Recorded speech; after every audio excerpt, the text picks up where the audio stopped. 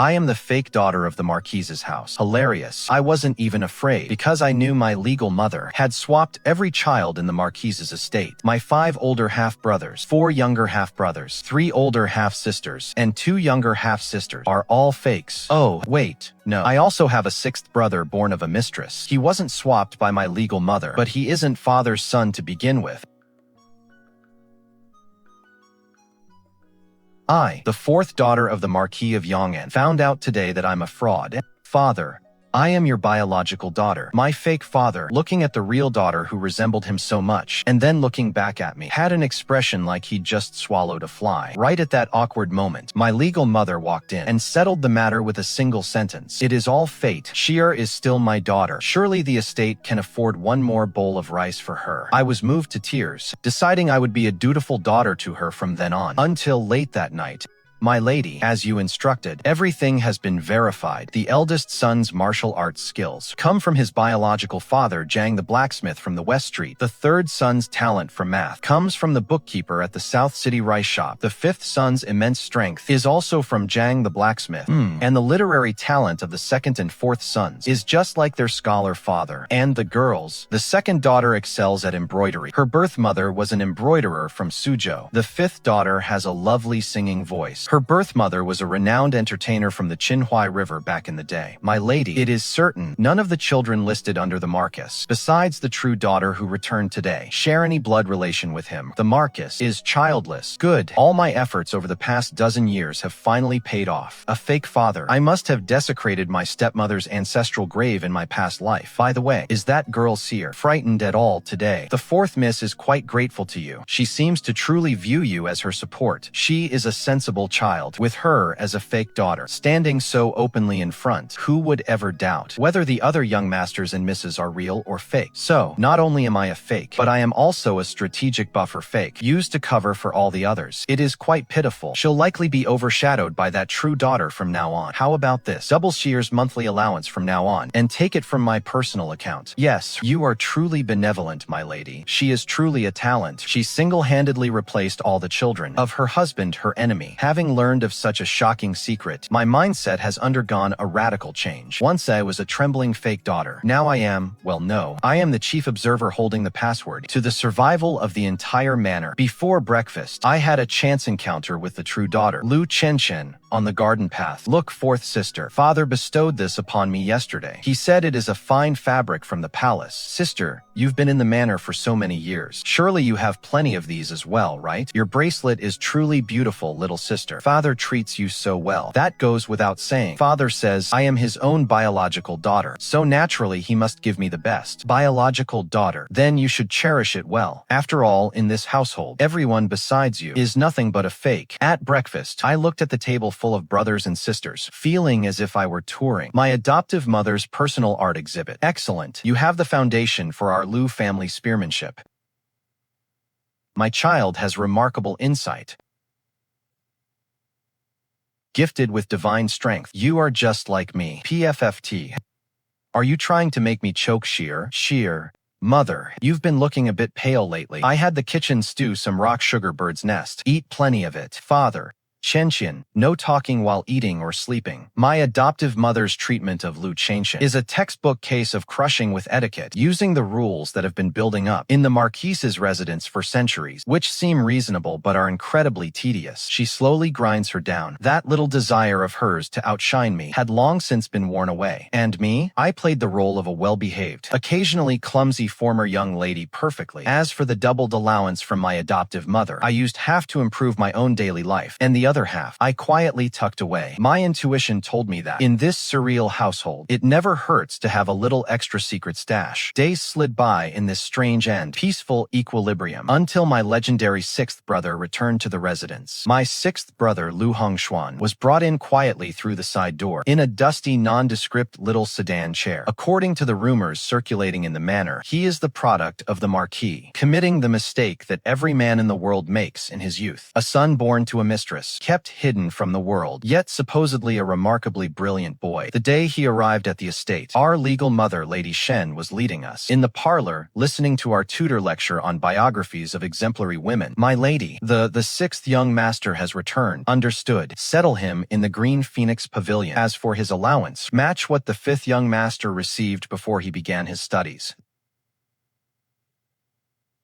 Is this how mother welcomes him? This is clearly a calculated act of abandonment, a precise act of marking social class. When my pretend father returned from court and heard the news, his face turned green. Even from far away, I could hear his deep voice suppressing his rage. He is my own flesh and blood. To treat him with such neglect, will that not make us the laughingstock of the city? The Green Phoenix Pavilion is cold and damp. Hong Xuan is frail. How can he live there? And that allowance is far too meager. Please calm yourself, my lord. It is not that I wish to be harsh, but this is exactly for Hong Xuan's own good. He returned to the house suddenly. His status is awkward. If he is elevated too high too quickly, causing discontent among his brothers and sisters, wouldn't that make his life here even more difficult? Though the allowance is meager, he will have food and clothing enough. If it troubles you so, my lord, you may supplement him privately. I shall simply pretend to know nothing of it. Listen to that. How high and noble her excuse sound. Every word is for Hong Xuan's benefit, so thoughtful and attentive, so virtuous and generous. My stepmother's calculated indifference, while allowing father to provide secret support, manages to preserve her own virtuous reputation, sickens my fake father, and effectively brands my sixth brother as an outsider. Brilliant. Absolutely brilliant. I've developed a keen interest in this sixth brother, in a household full of imposters. A sudden arrival of an illegitimate son. The way this story is unfolding is starting to get interesting. I staged a chance encounter, and in a secluded corner of the garden, I stumbled upon Lu Hongxuan lost in thought under the moonlight.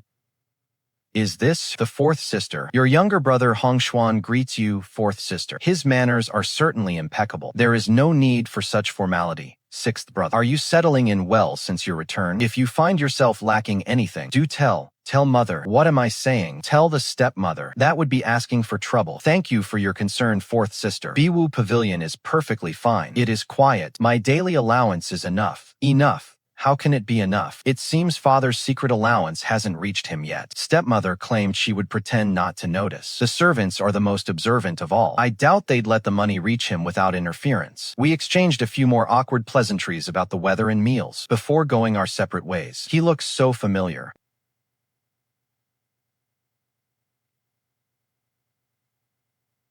According to the secret file I eavesdropped on that night, Lu Hongxuan's biological mother was an outsider kept by the Prince of Jing. He should be the prince's son, shouldn't he? Why does he look like my fake father? A few days later, my fake father's tune changed completely. I don't know what sparked it, but suddenly, he started praising Lu Hongxuan incessantly at the dinner table. Hongxuan's essay is exceptionally well written. Hongxuan's calligraphy shows real promise. With time, he is destined for greatness. You all should learn from Hongxuan. The expressions of the siblings at the table varied. The eldest brother Lu Hongwu, son of Lu the blacksmith, let out a cold snort. He started shoveling his rice with much more noise. The second brother, Lu Hongwen, son of the scholar, had his smile fade slightly. He picked at his food in a measured, deliberate manner. The fifth brother, Lu Hongli, the second son of Lu the blacksmith, muttered directly, "So what if he can write a few characters?" Even the third sister, daughter of the embroiderer, usually the most placid, frowned slightly. The real daughter, Lu Qianqian, bit her lip even harder. Her eyes turned red. She had been back for so long, and father had never praised her like that. As for Lu Hongxuan, the center of the storm, he sat there feeling completely uneasy. His face flushed red and then turned pale. "You flatter me, father. I am dull and slow-witted. I am not even a fraction as good as my brothers." I kept my head down and focused on eating, all too aware of what was going on. My fake father is putting Lu Hongxuan on the chopping block. He's using him to motivate, or rather, aggravate the other children. And by doing so, he gets to show off his keen eye for talent and his deep paternal affection. His lordship is right. Xuanji is indeed quite driven. However, each child has their own unique strengths. Wu Ji is valiant and brave. Wen Ji is highly learned. And Lai Ji is honest and endearing. You are truly blessed, my lord. Xuan Ji has only just returned to the estate, so he should strive to be closer with his siblings. Do not let things grow cold between you. Her words carried the weight of 1,000 pounds with a flick of a finger. She validated my fake father, comforted the other children, and reminded Lu Hongxuan that he needs to fit in. Lu Hongxuan gave my stepmother a grateful look and hurriedly agreed. worried, but I caught it as my stepmother lowered her gaze to sip her tea. That fleeting, faint curve at the corner of her lips. I know that look well. It's exactly the same look she wore back then, when I was behind the rockery and she dismissed the news of having no heir with a calm very well. Well, look at that. It seems my sixth brother's act as the eager overachiever is just another part of Mother's scripted plan. This Marquis's estate is truly one big stage show. The fake father thinks he is the director and the lead, but in reality, he hasn't even glimpsed the script. As for us actors, besides the real daughter, Lu Qianqian, who is struggling in her confusion, everyone else has their own roles and scenes to play, performing our parts with practiced dedication.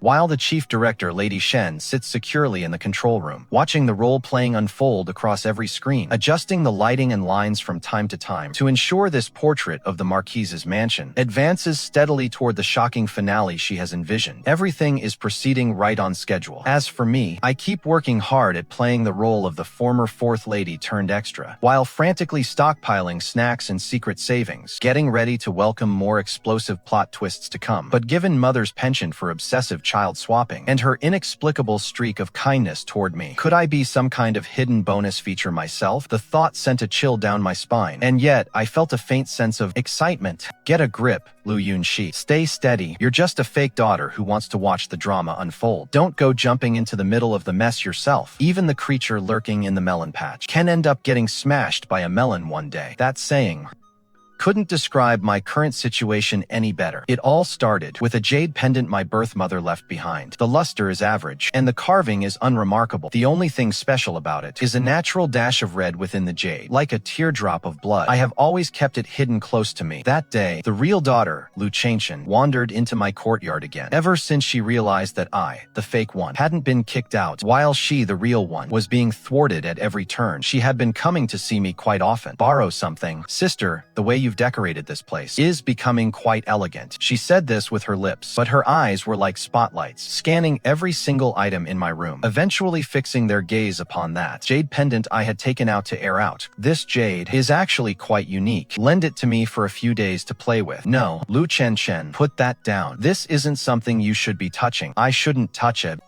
In this Marquis's estate, what is there that I, the true daughter, cannot touch? On the contrary, sister, you, the daughter of a rural peasant woman, what in this house even belongs to you? Shut your mouth. Give the pendant back to me. What if I don't? Are you going to run to father and mother and report me? Don't forget, your real parents are still out in the country tilling the fields. How could they possibly possess such an object? This pendant must have been left by my biological mother. Naturally, it should belong to me, her own daughter. Her voice was sharp and shrill, as if she wanted the whole estate to hear. My temper flared up as well. This pendant is tied to the mystery of my origin. How could I let Lu Qianqian snatch it and smear me with it? Fine, let's go before mother and settle this. Let's see who mother decides this pendant truly belongs to. We struggled with each other, making a scene all the way to the main courtyard. What is the meaning of this? Pulling and tugging at each other like this. What a display of poor decorum. Mother, look at this jade pendant. It is clearly an heirloom left by my mother. Yet sister insists it belongs to her and refuses to return it to me. She must think that now that my mother is gone, she can bully me while I have no one to back me up. You really are good at twisting the truth. But before I could say a word, my stepmother raised her hand to stop me. Let me see it. She took the jade pendant and held it up to the light to examine the blood-red vein. Her expression became distant, as if she were lost in memory. This jade belonged to an old friend of mine, and it also shares a connection with Xiar. Later, when Xiar grew older, I gave it to her. Mother.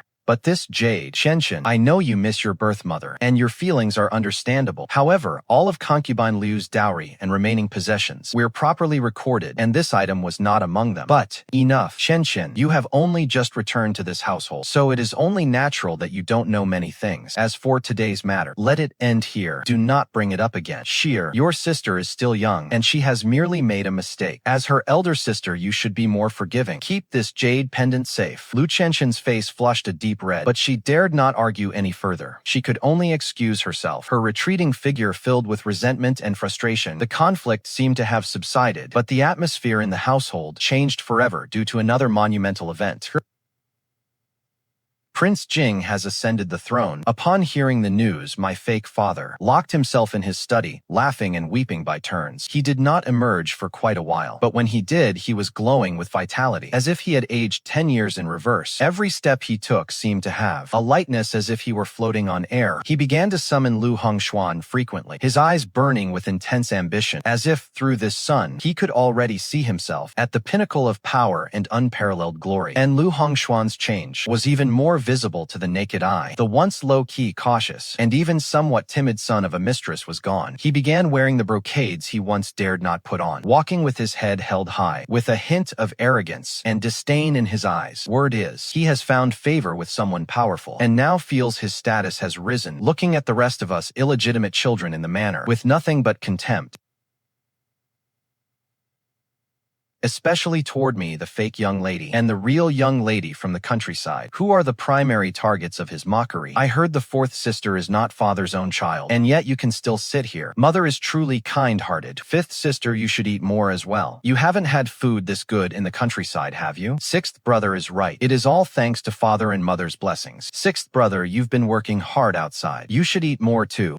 The fifth brother couldn't help but interject. Sixth brother is certainly not what he used to be. Whether some people are interlopers or possess the rightful bloodline, ultimately they are just frogs in a well. This world values power and influence and vision. While my brothers have fine talent, it is a pity they lack the opportunity. Schwanner is right. A true man should constantly reflect upon himself. You all should learn from him. But what troubled me the most was the reaction of the mistress, facing father's smug self-satisfaction, facing Lu Qianqian's sudden flaunting, and facing this bizarre and excited undercurrent in the house. She was unnaturally calm. She was like a true, compassionate yet indifferent bodhisattva, quietly observing the performance of all living things below, as if everything had long been ordained. This kind of detached calmness is more alarming to me than any intense reaction. The ecstasy of my fake father, Lu Qianqian, finally reached its peak on a beautiful sunny afternoon, only to be shattered into pieces. That day, he wore his finest court robes, his face glowing with excitement, and in high spirits, prepared to enter the palace to petition the emperor. Schwanner, I am off to secure, for our Marquis household, a bright and promising future. Lu Qianqian was also full of excitement. He couldn't even help himself when he passed by me, lowering his voice to mock me. Fourth sister, tell me, once my status changes, should you call me sixth brother, or should you address me as Your Highness? I pretended not to hear, but silently lit a candle for him in my heart.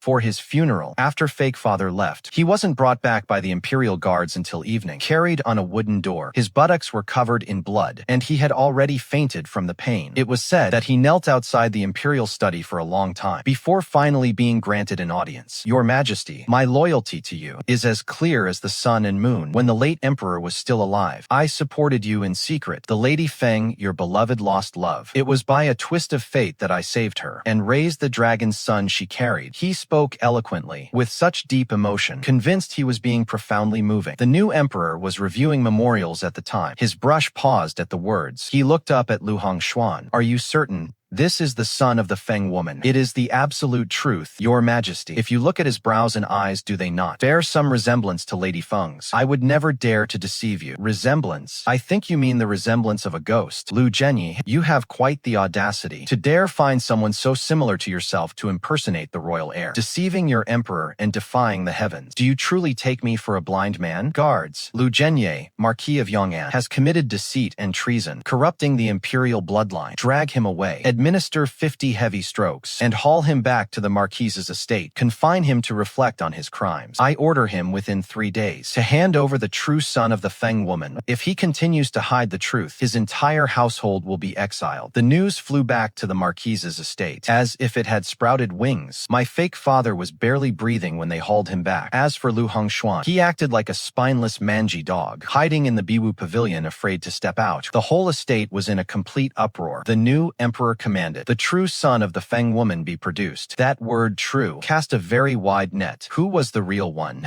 Who was worthy of being the real one? Especially those young masters and misses who fancied themselves talented and beautiful, feeling out of place with their mediocre birth mothers, suddenly had their minds racing. The first to jump out was the fifth Miss Lu Qianyu, daughter of the maid Qingxin. The more she looked at herself, the more she felt her beauty that put the moon to shame, and her voice like a yellow oriole's could never possibly have been birthed by such a lowly house servant. They must have been swapped at birth. Perhaps I am actually a lost pearl of noble descent. Mother. The more I think about it, the more wrong it feels. Concubine mother was so frail back then. How could she have given birth to a healthy child like me? And with my looks and talent, there must be some hidden truth to this. I beg you, mother, to act on my behalf and investigate my true origins. Mother, I also find it strange. The concubine is so frail and petite, yet I was born with such great strength. This just doesn't make sense. Could it be that I wasn't actually born to her either? The third young master and the fourth young lady, and quite a few other illegitimate children who considered themselves extraordinary, all came to the legitimate mother to plead their cases, hinting in every way that they might have noble origins. They are absolutely not the offspring of the Marquis and those concubines. The siblings who used to get along well are now, for the sake of a potentially noble identity, showing signs of turning on each other. Suspicious glares are drifting everywhere in the manor. The real daughter, Lu Qianqian, has finally quieted down. She is now the indisputable daughter of the Marquis, which makes her the safest but also the most hopeless one. She can only watch this farce with resentment, occasionally casting a jealous glance my way. I hide in the corner, trying my best to stay out of sight, fearing for mother as I watch from the shadows. The situation is spiraling out of control. With my fake father bedridden and half dead, these imposters are desperate to climb the social ladder, to the point of dragging their own mothers through the mud. How will mother answer the new emperor's decree and keep this brood of crazed children in check? Yet,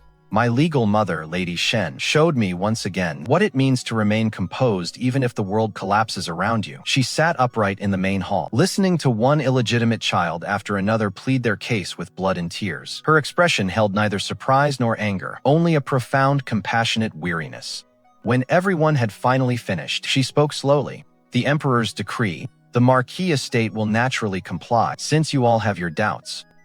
Then let us investigate. Go, list every young master and miss in the estate, whose age matches, and whose birth mother's records might involve the Feng clan. Draw up a complete list. Then go to the archives and pull all birth records from those years. The concubines' medical histories, the midwives' affidavits, and every relevant document. Retrieve them all. Furthermore, her gaze swept calmly over the faces below, some excited, some anxious or feeling guilty, lest anyone accuse the Marquis estate of favoritism. Tomorrow, I will invite the mayor of the capital and the junior minister of the court of imperial clan affairs to the estate, along with several highly respected elders, to bear witness to the verification, true or false. One investigation will make it clear. But there is one thing I must say first. Regardless of the results of the investigation, you are all children who have been raised by the Marquis estate for over a decade. If you truly are of imperial blood, the Marquis estate would not dare hinder your futures. But if you are not, do not harbor resentment or forget your roots. The Marquis estate will always be your home. This speech, logical and sound, orderly and methodical, not only fulfilled the emperor's order, but also silenced all gossip, further showcasing the mistress's fairness and magnanimity. Those concubines' children who had been clamoring the loudest after hearing these words grew anxious amidst their excitement, inviting officials and court-appointed witnesses. Isn't this going a bit too far? What if it turns out we aren't? Only I knew. The faint, barely visible sneer at the corner of my mother's mouth, inviting people to witness. Witness what? Witness that Marquis Lu Qianqian, besides the recently recovered, unsophisticated true daughter, all other outstanding children have absolutely nothing to do with him. To witness this grand estate and the seemingly harmonious family life of the past decade is to witness a meticulously planned and utterly absurd Prince and the Pauper saga. I can already imagine the brilliant expressions of those ladies when the truth is revealed during the inspection, and the grand spectacle of my fake father, likely coughing up blood and collapsing on the spot. My stepmother's move isn't about calming things down. It is clearly throwing oil on the fire. It is as if she thinks he isn't dying fast enough. She is personally tearing away the fig leaf. That hides the fact that everyone in this house is a fraud. Brilliant. Nothing hits harder than such a lethal blow. I touched the warm jade pendant in my sleeve. The blood-red stain seemed to burn even hotter. This gossip is getting way too hot to handle. But for some reason, beyond the nervousness, I also felt an inexplicable sense of anticipation. My stepmother has been directing this play for over a decade, and it is finally reaching its climax. As a front-row VIP audience member, and an extra who is supposedly out of the loop, I have to keep my eyes wide open and watch closely. The paternity testing ceremony that day was an event unprecedented in the history of the Yong'an estate. The new emperor, formerly Prince Jing, likely finally had the time to send the mayor of the capital, eunuchs, and imperial clan court officials to arrive at the Yong'an estate all at once. Out of sympathy for an old minister and concern for his descendants, he demanded that all children of the house, legitimate or otherwise, immediately verify their identity. Blood testing. Though the ancient method is crude, it is the most direct. The first to be tested were those not of the estate's bloodline. My fake father, Lu Qianqian, my convenient marquis, turned pale as a sheet on the spot. His lips were trembling, but he couldn't speak a single complete sentence. He both hoped that one of the children present was of royal blood, and dreaded what would happen if his hopes were shattered. The legal wife, Lady Shen, sat upright in the seat of honor. She was still dressed in simple, plain garments. Her hair was coiled perfectly, without a single stray strand. She fingered a string of sandalwood prayer beads. Her eyelids were lowered slightly, as if she were merely listening to a common religious ceremony. The brothers and sisters were led into the hall and stood according to their seniority. The eldest brother, Lu Hongwu, furrowed his brows. The second brother, Lu Hongwen, had a solemn and heavy expression. The fifth brother, Lu Hongli, shifted his feet uneasily. The third sister, the sixth sister, and the others were even paler, their fingers twisting their handkerchiefs. The real daughter, Lu Qianqian, had red and swollen eyes, as if she had been crying, but now she held a look of almost pathological hope, staring fixedly at that bowl of clear water. The sixth brother stood at the very front, his spine held perfectly straight, the corners of his mouth even curling with a faint, arrogant smile as if looking down on all living things. He was certain he was the only true dragon of imperial blood, and today would be the day his name was cleared. A silver needle pierced our fingertips one by one. The first drop of blood, the eldest brother's, fell into the clear water. The Marquis's blood was dripped in, but the two drops remained distinctly separate. The Marquis's pupils constricted suddenly. The second drop, the second brother's, still did not mix. The third drop, the third sister's, did not mix. The fourth drop, mine. When the sting of the needle pierced my fingertip, my mind went completely blank. The blood dripped, sinking slowly through the clear water, gazing across at the Marquis's drop from a distance, as if separated by a vast impassable chasm, never to converge. I heard Lu Qianqian beside me gasp sharply, which then shifted into a look of twisted gratification. The fifth drop, the fifth sister's, did not mix. The sixth drop, the fifth brother's, does not merge. The sixth brother, the mistress's son, was spared, only because he couldn't possibly have royal blood. One by one, the others followed. Everyone's blood remained incompatible with the Marquis's blood. A deathly silence filled the hall. Only that bowl of clear water reflected the pale, ashen faces of everyone present, along with those crimson droplets that refused to merge, symbolizing a betrayal of blood. He pointed at his children filling the room, too furious to speak.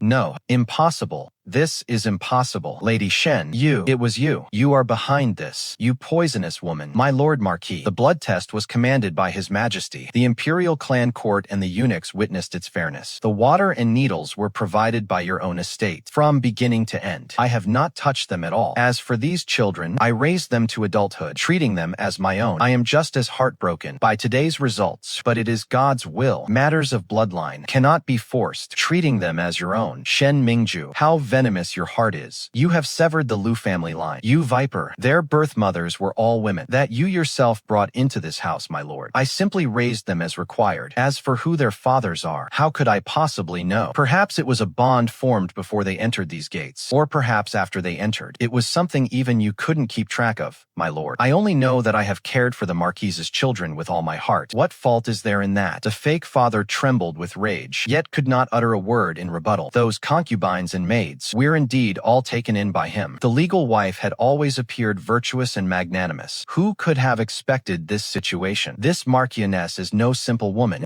With just a few light-hearted words, Household secrets are the hardest to verify, especially those involving matters from 10 or 20 years ago. It is nearly impossible to stage a confrontation. Marquis, please mind your tongue. By His Majesty's decree, the truth has been verified. Now that the result is clear, if the Marquis has any objections, you may submit a petition. But to roar in this hall and slander your legal wife, what kind of decorum is that? The fake father looked at the hall full of children not of his blood, looked at his terrifyingly calm legal wife, then looked at the expressionless officials from the imperial clan court, and the eunuch who stared at his own nose, seeing nothing. A surge of immense, icy despair gripped him. In an instant, he looked 20 years older, his very spirit broken. The young masters and ladies filling the hall were even more terrified out of their wits. The eldest brother clenched his fists until they creaked, not knowing who to hate. The second brother turned ash-gray, his long-held pride and reliance collapsing in an instant. The fifth brother was lost and bewildered, looking at this one, looking at that one. The sisters began to sob in low voices, the future a total darkness. But what was most unexpected of all was that the real daughter, Lu Qianqian's blood, did not fuse either. No, my blood must fuse. I am father's own daughter. I was born to concubine Liu. Look again, just look again. She tried to grab the bowl. She was held down firmly by a servant. The 2 drops of blood in the bowl remained clearly separate. Mother, say something. You said... Qianqian is overly distraught. Take her away to rest. Have a doctor look at her. It is not like this. Mother. You said so. You promised. The farce seemed to culminate in the Marquis's complete breakdown and the ruined futures of all those fake children. However, with so many individuals not of the Marquis's bloodline, they couldn't possibly test every single one for royal descent. The current situation was far beyond what they had expected upon arriving. They had originally come under secret imperial decree to focus on investigating Lu Qianqian, the son of a mistress whom the Marquis had promoted, who was suspected of having ties to Prince Jing, the current emperor, as a way to pressure the restless Marquis of Yong'an. Who would have thought that this bowl of water would reveal a complete failure across the board? Every child in the Marquis's household known to the public, including the recently recovered, verified true daughter, shared no blood connection with the Marquis at all. This was no longer a simple case of mixed parentage. It was a failure of domestic discipline, a mockery of the entire world, and a scandalous outrage. Lord Zhongzheng, how are we to report this? His Majesty only ordered us to verify if any of the Marquis's heirs were of royal blood. But now, with so many of them, could they all be? The elder Zhongzheng frowned deeply, his face grave. If there truly were royal bloodlines wandering outside, especially any directly linked to the current emperor, it would be a matter of supreme importance, 100 times more serious than the Marquis's household children being fakes. But the problem was how to test them, and whom to test. Between those standing and those kneeling in the hall, there were over a dozen men and women. Each could potentially have a story to tell, but each could just as easily be common bastards. Were they to bring them all back and perform blood tests with His Majesty one by one? It is absolutely absurd. There is no precedent for such a procedure in any dynasty, without any proof or evidence, simply because they aren't the Marquis's own flesh and blood, to suspect they are all imperial offspring. If word of this gets out, where would the royal dignity be?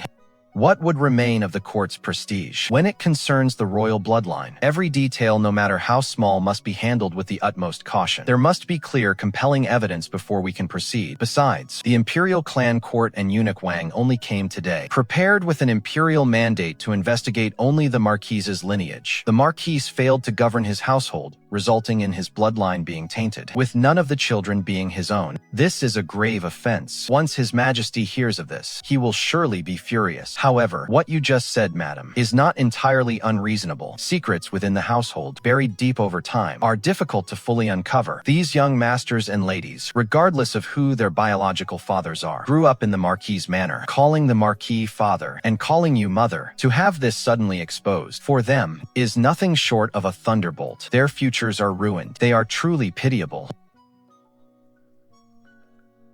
The matter at hand is first to report back to His Majesty the truth that the Marquis's bloodline is entirely false, and request that His Majesty judge the Marquis's crimes. As for where to place these young masters and misses, the implications are vast. For those whose status remains unclear, further investigation will likely be required. However, who shall lead this investigation, and what evidence shall be used? It was as if he were asking the old patriarch, yet also as if he were asking everyone present. Or perhaps he was hinting at something else entirely. This is the fourth young lady of the household. Yes. May I examine the jade pendant you are wearing, young lady? Every eye in the hall was instantly fixed on me. Even Lu Qianqian stopped her wailing, staring intently at the pendant. My heart hammered like a drum as I held out the pendant with both hands.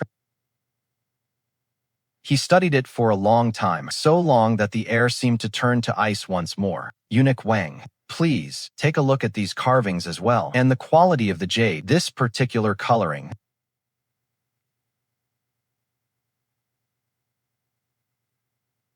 This jade pendant matches the markers of the Imperial Kirin blood jade perfectly. The features are an exact match. Is it truly the Kirin blood jade bequeathed by the founding emperor? It is.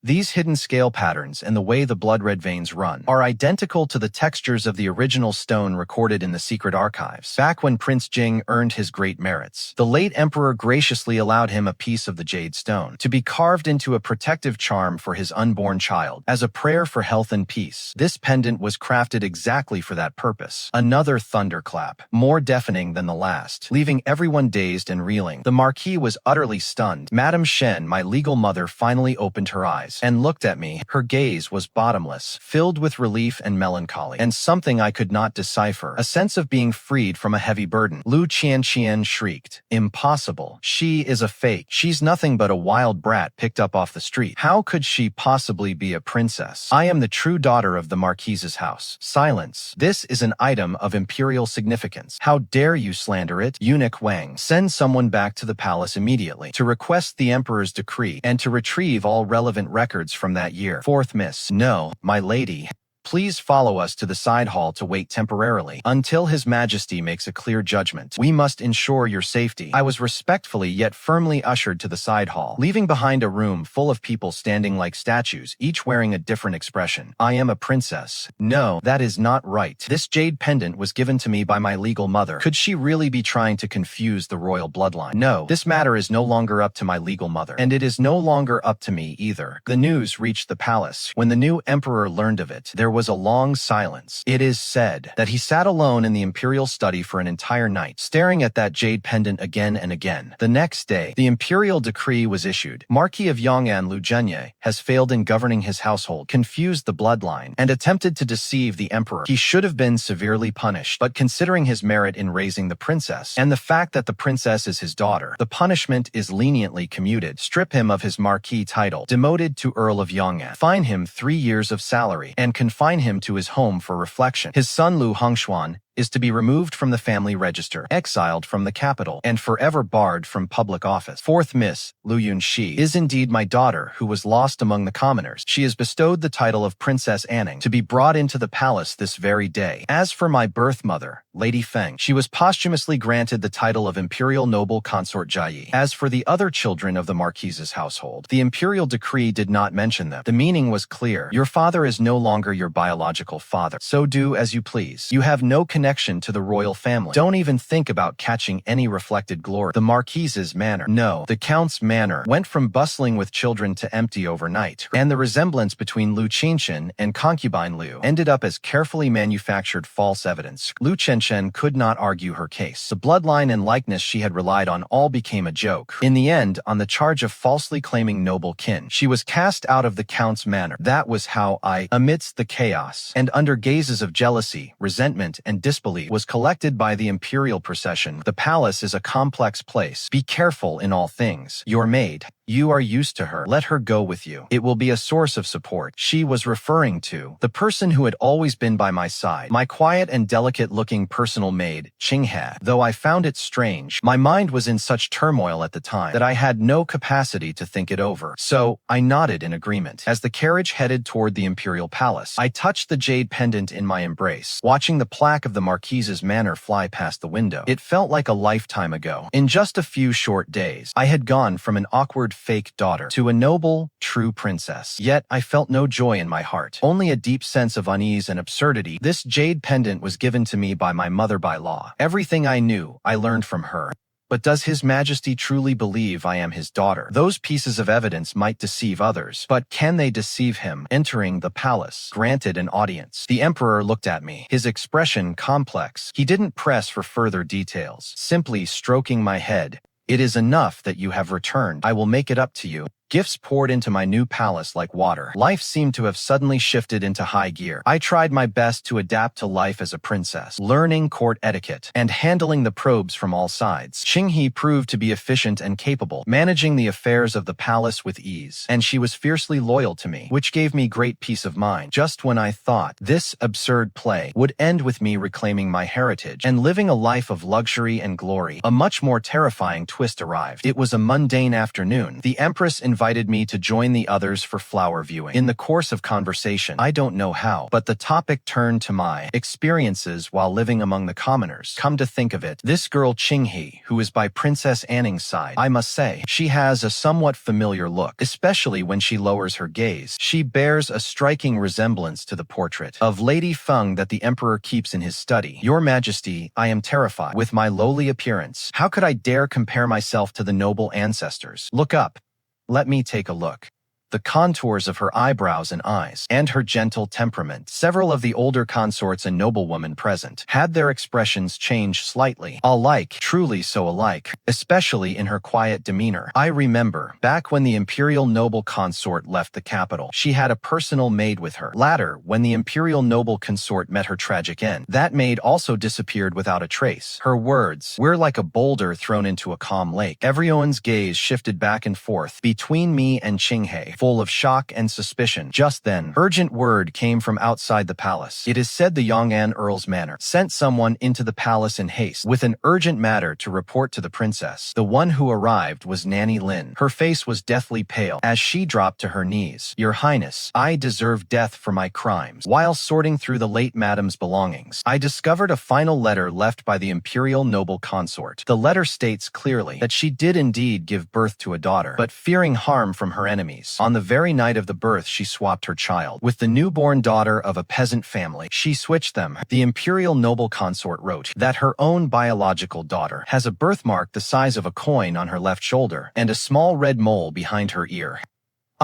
I have verified it. Qinghe truly has the birthmark on her left shoulder and the red mole behind her ear. As Nanny Lin finished speaking, a dead silence fell over the room. I felt as if I had fallen into an icy abyss, with all the blood in my body seemingly frozen. And Qinghe collapsed to the floor, her face streaming with tears. All the evidence had been overturned in a single instant. According to this new final letter, Qinghe is the true daughter of the imperial noble consort. She is the true imperial bloodline, and I, Lu Yunxi, am nothing more than a peasant substitute. So, I have gone from being a true princess back to being a fake mother. What are you doing? The air seemed to be sucked out of the room. The final letter, the mark, the mole, Qinghe. All the evidence, the gazes of pity and scrutiny, like a cold, suffocating web trapping me in its suffocating grip. The jade pendant tucked against my heart seemed to become ironclad proof of my stolen identity. With unprecedented solemnity, the Empress looked at me with an unreadable gaze. This matter is of grave importance and must be reported to the Emperor at once. I felt a chill run through my heart at the look in her eyes. Qinghe was carefully helped up by the palace maids, her expression filled with bewilderment and remorse as she looked at me. "My lady," she seemed to want to say something to me, but was stopped by the head maid. "Mistress Qinghe, please come with us to the side hall to rest first. His Majesty will be here momentarily." She was no longer just my maid. She might be the true royal heir, and I, Lu Yunxi, was like a counterfeit about to be exposed, subject to the silent judgment of everyone around me. The new emperor walked in with hurried steps. Seeing the teary-eyed Qinghe, his breath seemed to hitch for a moment. Only then did his gaze turn to me as I stood frozen to the side. What exactly is going on here? The empress stepped forward to present the items, reporting the facts in a quick, hushed tone. The new emperor took the letter, his fingers trembling slightly. He then held the jade pendant up to the light, staring at the blood-stained markings and the hidden Kirin crest. "Lu Yunxi, what do you have to say for yourself?" What could I possibly say? Everything might have been a trap set by my stepmother. Where is the proof? I said that I was just as confused as everyone else. This was the truth, but it was completely useless. Your subject has nothing to say. I leave everything to your majesty's judgment. I offered no defense, no tearful pleas, because I suddenly remembered that when I left the estate, my stepmother gripped my hand tightly. The palace is a complex place. Be careful in everything you do. And there was the maid Qinghe, whom he had forced upon me. Perhaps this entire scene was exactly as he had foreseen. The new emperor remained silent for a long time, so long that the sharp ache in my knees began to intensify. Even the incense ash in the hall had fallen a notch. Qinghe shall be temporarily settled in the side hall of the Changle Palace. Yunxi is to be moved to the Jingxi Garden. Let her treatment follow the former customs for now. All those involved are to be arrested and interrogated thoroughly. I want a clear, unambiguous truth. The Jingxi Garden is the most remote and desolate place in the palace. It is practically a cold palace. I was moved from the palace of Princess Anne and brought here in complete silence. Qinghe did not follow me. She was sent to the more protected and highly regarded Changle Palace. Night fell. Only a few flickering lights could be seen in the Jingxi Garden. The wind wailed outside the window, sounding exactly like that night at the manor. The night I overheard the earth-shattering secret. I sat on the cold bed, clutching my knees, tightly grasping in my hand that jade pendant which no longer belonged to me. It had not been confiscated, perhaps because the emperor still needed it as evidence, or perhaps he had other doubts. The flicker of shock when the emperor looked at Qinghe, the complex, indescribable expressions she exchanged with me while she was weeping. If Qinghe is the real one, why would my adoptive mother give me the pendant? Unless this play of the real and fake princess served a much deeper purpose. The days in Jingxi Garden were like a stagnant pool of dead water. I was imprisoned here, completely cut off from the outside world. The daily meals were not meager, and occasionally there were even some pastries, but the two taciturn palace maids were like two heartless stone statues. Aside from their required duties and supervision, they never said a single word. Thinking I was asleep, they spoke in hushed tones, which were amplified by the silence, drifting into my ears in fragments. I hear the Earl and his lady have been thrown into the dungeon. Those young masters and ladies, and that real daughter too, goodness. The emperor is absolutely furious. A thorough investigation, not one will escape. What about the one in there? Dungeon. Execution, wiping out the entire house.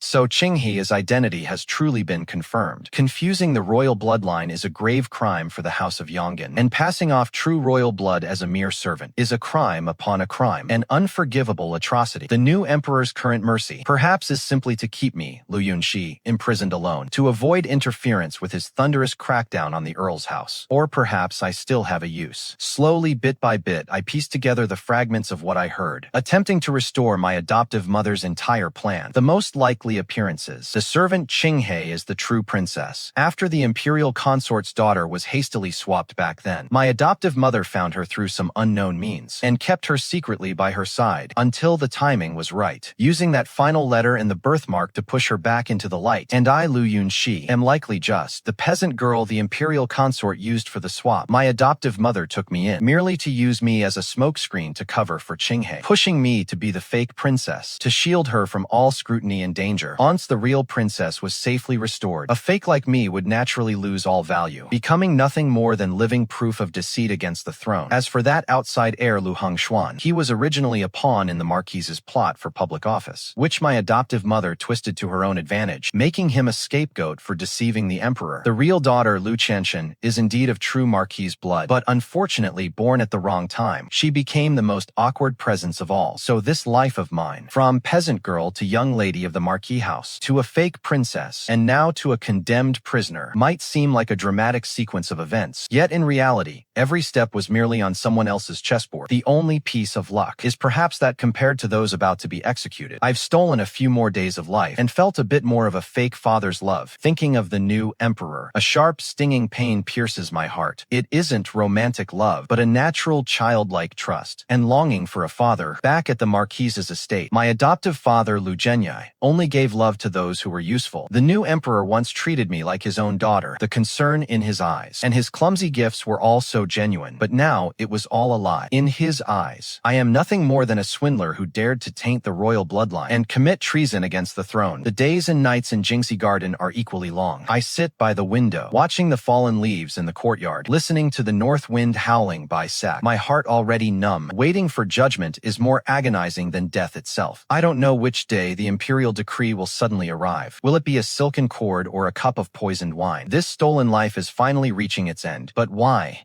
I never expected that the person waiting for me wasn't an executioner eunuch, but my adoptive mother Shen Mingju. That afternoon, Jingxi Garden was uncharacteristically bustling. A line of neatly dressed, agile palace maids filed in one by one. The head matron carried a magnificent brocade tray, loaded with fine ceremonial robes and jewelry. Lady Shen was wearing a brand new, deep purple gown of a noblewoman, a beaded crown upon her head, her complexion more radiant than I had ever seen it before. What are you staring at? The hour is getting late. Hurry and get dressed and groomed. So the real princess has returned. I, the final piece of the act, must be dragged out and dressed up before heading to my death, to perform one last scene, for them to admire and enjoy. Their movements weren't exactly rough, but they carried an undeniable force. Loosen the hair bun, comb through the hair. The cold teeth of the comb scraped across my scalp, bringing a sharp, stinging pain. Gold hairpins, tassels, and pearl ornaments. Piece by piece, these cold items were thrust into my hair, tugging at the roots. I looked in the bronze mirror, the stranger who was being so quickly adorned, my eyes burning, yet I held it all in. Stand up, turn around so I can see. I stood up blankly, like a marionette. Since I'm about to be beheaded, did you have to make me play the performer for one final act? It is too much. Perhaps the numb, death-defying look on my face was too obvious. My stepmother finally sensed something was wrong. She waved her hand, dismissing the maids and nannies. Why the long face? Who gave you grief? Mother, no. Madam, have you come here today to see me off on my final journey? To watch me eat my last meal and fix my hair nicely for the end? Who said you were being beheaded? Who told you that you were going to die? Isn't that true? Am I not a fake? Now that the real princess has been found, the fake one, why would you think such a thing? I went to such length to overturn the entire household. Do you really think I did it just to present a fake princess and deceive the emperor? And get myself killed in the process? Sheer, listen to me closely. From start to finish, you have always been the real one. You are the daughter of the imperial noble consort, the bloodline of the current emperor, of noble imperial descent, and the most prestigious princess of the great Zhou dynasty. At this point, there is nothing left to hide. Your mother, the imperial noble consort, was indeed pregnant when she fled the capital in the face of disaster. His father, your maternal grandfather, was once the imperial tutor, but he fell into disgrace during the court power struggles, due to the late emperor's suspicions and interference from various factions. He could not properly secure your mother's safety, leaving her to wander in exile. Her labor was filled with mortal danger. To ensure your survival, I modified the plan to swap you, which was already in motion. You are the princess. The peasant girl who was supposed to replace Lu Qianqian was Qinghe. Am I really the princess? As for Lu Hongxuan, he was merely a peasant's son who looked like Lu Zhenye, not his biological child. The emperor's path to the throne was treacherous, and the capital was tangled in complex webs of power. Rather than exposing you as a target in the light, it was better to keep you hidden in the shadows, growing up in safety. As for the other siblings, the more prominent they were, the more attention they attracted, and the safer you were. Then the birthmark on Qinghe, and the final letter. The birthmark was fake.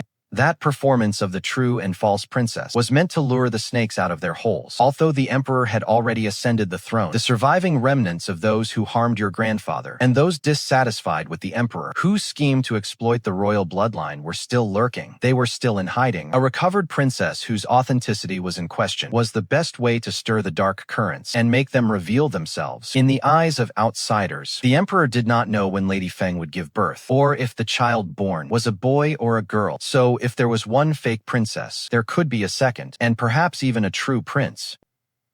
Sure enough, quite a few jumped out. Now that the cleanup is mostly complete. But why did no one tell me? I knew nothing at all.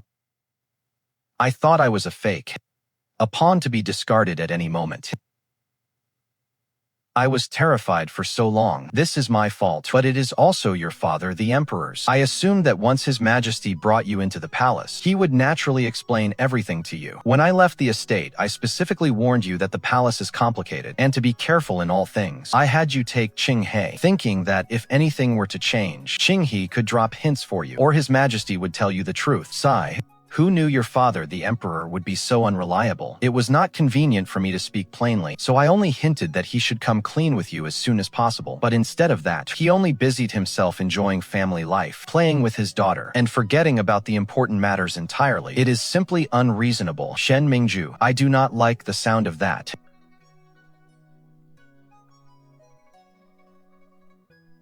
I never heard you tell me to tell her the truth as soon as possible. You only said the palace is complicated. Seer is entrusted to your majesty. I naturally assumed you had arranged everything. Besides, your manor was not safe, and my palace was not exactly peaceful. No matter how you look at it, it should have been you, the one who raised her, who found the opportunity to explain it to her clearly, dragging it out until now, scaring the child. And now you blame me. My stepmother, Shen Mingzhu, this woman who just moments ago was radiating authority, the lady of the house in complete control, now facing the new emperor. Thou she still held her back straight. Her eyes flickered for just a moment. She was clearly feeling a bit guilty, yet she refused to concede. Your Majesty, that is not true. I am living in a den of wolves. Every move I make is under surveillance. How could I have spoken plainly? On the contrary, Your Majesty, now that you have brought the princess back, wouldn't it be natural for a father and daughter to reunite and be honest with each other? Why delay it until now, leaving the princess in such distress? I was simply looking for the right opportunity. The opportunity. The princess has been living in fear at the quiet study all this time. That was the right opportunity. Haven't I come now? Besides, you're dressed so grandly. Aren't you afraid of drawing attention by coming here? I am a first-rank lady, Your Majesty. What is wrong with me coming and going from the palace? It is you creeping in here in secret? Who should feel guilty? I watched this scene, which could only be called a spectacle. The new emperor of the Great Zhou and my inscrutable foster mother were arguing in front of me like two ordinary parents, shifting blame onto each other, debating whose negligence had led to my tragic ordeal. After a whirlwind of emotions, everything strangely calmed down. In its place, a sour yet swelling warmth emerged, along with an incredibly absurd impulse to both cry and laugh. The impulse. So, I wasn't an unwanted fake. So, my unreliable father emperor and this terrifyingly formidable foster mother, or perhaps I should call her aunt, would actually fight over who should tell me the truth. My tears finally began to roll down in heavy drops, uncontrollable. They ruined the delicate makeup on my face. The two, who had been arguing, stopped at the same time and stared at me in unison. Sheer? So, I really am a princess. It won't change again, will it? Silly child. Of course you are real. Real as can be. The investiture ceremony was grand and magnificent, far exceeding that previous hasty recognition. Dressed in the most formal princess attire, under the gaze of all the civil and military officials, and amidst the chanting of the ritual officers, I walked up the high platform step by step. From the hands of my father, the emperor, I received the golden book and jade seal that represented my status as Princess Anning. This time, my heart was no longer filled with panic or vanity. There was only a deep sense of grounded belonging. I am Lu Yunxi, the Princess Anning of the Great Zhou dynasty. After the ceremony concluded, I moved back into the renovated, grander and more spacious princess palace. The furnishings inside were all exquisitely beautiful. The maids and eunuchs were exceptionally respectful. Everything served as a testament to the new emperor's immense love for his regained daughter. Yet, a shadow still lingered in my heart, a lingering sense of disbelief I couldn't quite shake. Until that afternoon, when the new emperor finished his state affairs and strolled over to my palace. Like an ordinary father, he asked what I wanted to eat, mentioning a new chef from Zhangnan and so on. Looking at his smiling face, I hesitated for a long time, but couldn't help tugging at his sleeve. Father, can I confirm one more time that I really am your daughter? There won't be any more surprises, right? Ha ha ha.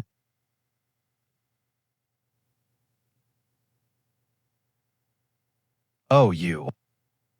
Ha ha ha. Why are you still thinking about that? Didn't I already tell you? It is absolutely true. But Marquis Lu's son looks quite similar to him too. Bloodlines can be quite deceptive sometimes. Sheer, you look 70 or 80% like your mother. Especially when you smile. When I first saw you at the Marquise's estate, my heart was already shaken. It is just that the situation was unclear back then, and I dared not rush to acknowledge you, fearing it might be to your detriment. Besides, you were never truly out of my sight since childhood.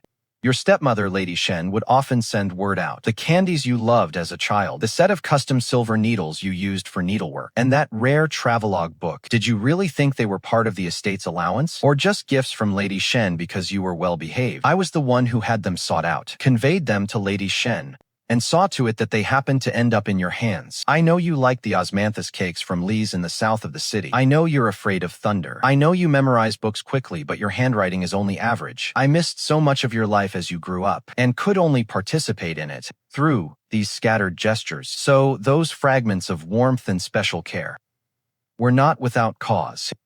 The last of my doubts and misgivings vanished in that moment, replaced instead by a surging wave of emotion and a prickling in my nose.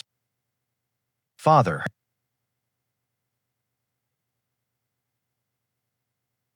As the mood softened, I suddenly recalled another long-pondered question. Then, about my mother being named Imperial Noble Consort. Was she truly the person you loved most? That is how the stories always go. An emperor's undying devotion, a white moonlight lost too soon, leaving behind only one heir, who is cherished above all others. To my surprise, upon hearing this, the new emperor's face took on a most peculiar expression, like he had a toothache, or perhaps felt embarrassed, even tinged with an indescribable sense of humiliation. No, he answered crisply and cleanly, even with a hint of gritted teeth. Oh. Sigh. Your mother was my junior fellow student. We studied under the same master, who was also your maternal grandfather. Her talent was so high, and her temperament so proud, that none of us fellow students could ever reach her level. In her words, to her, we princes and grandsons of the dragon, we're, in her eyes, nothing more than slightly clever fops. I admired her intellect, appreciated her character, and saw her as a dear friend and family. But there was never any romantic love. Besides, with your mother's personality, she could drive a person to fits of rage. I'm not a masochist. Why would I have fallen for her? This is completely different from the tragic romance that I had heard about. Then how did my mother end up pregnant with me? A more horrifying thought emerged. My voice trembled. Could it be that you forced her? The emperor didn't seem like that kind of man. What nonsense are you spouting? It was clearly your mother who forced me. Back when your maternal grandfather's family suffered a tragedy and the family faced a crisis, the only one left was your mother. She was determined to protect her kin. The path forward was uncertain. She said the Feng family needed an answer. And she needed to secure a future for the Fengs. She needed to secure a status for the Feng family. So she chose you. Elegant and graceful. Even if I am a bit older now, I was quite the handsome man back then. I must have been even more dashing when I was young. It wasn't just about looks. Your mother said that she required noble blood and a solid backing, so that one day there would be a chance to clear the Feng family's name. Her schemes were excellent, and she was well versed in pharmacology. I wasn't careful and fell into her trap. After I woke up, she just left behind one sentence: I am borrowing your bloodline. When the child is born, I will let you know, all grudges settled. Do not come looking for me. And then she vanished without a trace. What a bold woman. Mother is indeed impressive. Did you find my mother later? Because of me. I only learned of her passing later. I only managed to rescue you, who were still in danger.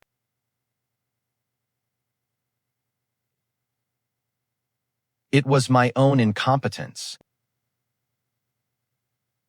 He also started to look saddened. The emperor wasn't without feelings for mother. Rather, it was a more complex and deep, and more profound emotion. There was respect, there was pity, the regret of being unable to protect her, and perhaps the helplessness of having been manipulated, as well as an eternal bond brought by our shared bloodline. Mother must have trusted you very much, and so it was only because of that the emperor understood. Once the dust had settled, the court's speed in rewarding merits was even faster than how my father used to snatch the last plate of braised pork belly. He is my imperial father now. 8 manors, 12 chests of jewelry, and an imperial chef specifically assigned to test my food for poison, terrified that I might recall the days spent gnawing on salted vegetables at the Marquis's estate. If you can't finish it, father, if you can't finish it, feed it to the dogs. My daughter shall not go hungry. Fine, even the dogs at the princess's estate are pampered now. Next, my aunt. The day the imperial rewards arrived, she was calmly arranging flowers when the imperial decree declared her a title holder of the highest rank and granted her the iron certificate of immunity. The scissors in her hand remained steady, without a hint of tremor. My aunt wasn't pleased. But compared to that, I was even more delighted. The funds for Lu Qianqian's exile were half covered by my dowry money, and that wasn't all. She opened a school for girls, specifically to take in young women cast out by their families. When I asked her why, perhaps then your mother wouldn't have needed to borrow a seed. Of course, mainly she was just bored. After settling her scores, one has to find something to do. As for the Marquis's estate, the former Earl's estate, and those brothers and sisters of mine, eldest brother Lu Hongwu was deployed, and before leaving, he came to see me. After a long silence, he finally said just one thing. Fourth sister, Princess, I was wrong to treat you the way I did. Second brother Lu Hongwen was sent out to be a county magistrate. Before he left for his post, his poor scholar father came to see him off, leaning on a cane. My son, do not be greedy. Don't worry, father, I'll remember that. Take this new crutch I made. I heard later that my second brother governed the county so well that no one would pick up and keep lost property. Yet the county office was so poor that even the mice moved away. Because the magistrate paid for the bridge repairs and road paving out of his own pocket. When his scholar father found out, he was so moved that he wrote another book, The Chronicle of My Son's Official Career. My fifth brother, Lu Hongli, joined a security escort agency. He came back from his first mission battered and bruised. Sister, the world out there is so big. Did you go on an escort mission or to pick a fight? I ran into bandits. I took down 8 of them all by myself. The head escort said I was born for this job. When the blacksmith heard that, he forged a heart guard for him overnight. Use it sparingly. My hammer is wearing out. Latter, my fifth brother became the agency's top escort, known in the martial world as Iron Fist Lu. His father hung a sign at the smithy, forged by the father of Iron Fist Lu. 3-year warranty on all weapons. Busyness was booming. As for the third and fourth sisters, my aunt had long since prepared their dowries. They all married into decent scholarly families. When their husbands' families tentatively asked about their complicated backgrounds, Shen Mingju would say, "These girls are married out. If you have any issues, come talk to me." No one dared to say another word. Now they often gather to drink tea and do embroidery, occasionally complaining about their husbands' low salaries, or that their children are too mischievous. But no one mentions the Marquis' mansion. No one mentions the past, as if it were just a shared unpleasant dream. The fifth daughter, Lu Qianqian, married a tea merchant as his second wife. The merchant knew she came from a scholarly family and treated her with great respect. Her life was stable and affluent. I heard later that she had become much more sensible. She even helped the merchant manage his shops. The business was doing quite well.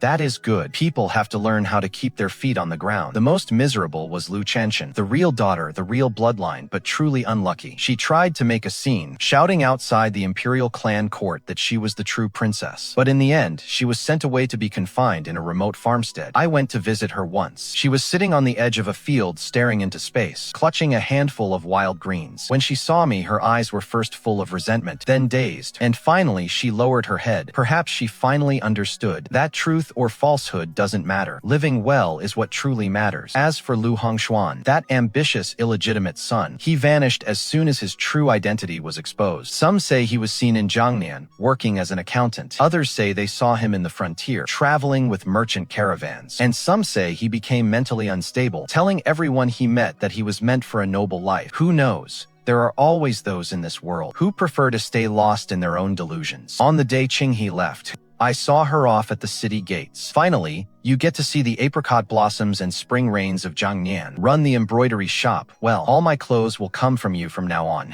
Take care, Your Highness. You too, Sister Qinghe. She didn't want a title. She didn't want any farmland. She only wanted her freedom. Perhaps for her, princess was but a shackle, and an ordinary life was her true destination. Aunt, do you hate that good-for-nothing father of mine? I used to hate him, but now it feels like the end of a play. The lead actor has died, and it is time for the audience to go home. Actually, until the very end, he never knew that I was the one who purposefully swapped Hongshuan. He thought it was just his own bad luck, having found a child who looked just like him. Aunt, your cruelty is truly professional, and you are the one who perfected it. I have a gentle, kind-hearted aunt who has always been close to me, and she is the elder who guides me. Around me are many loved ones, each with their own character, everyone living in peace. There are still many delicious and exquisite pastries to enjoy in the palace. Life at times is just like a game of chess the emperor once played. You think you've reached a dead end, but a new path often lies ahead. You think you've lost the entire game, but the real show is only just beginning.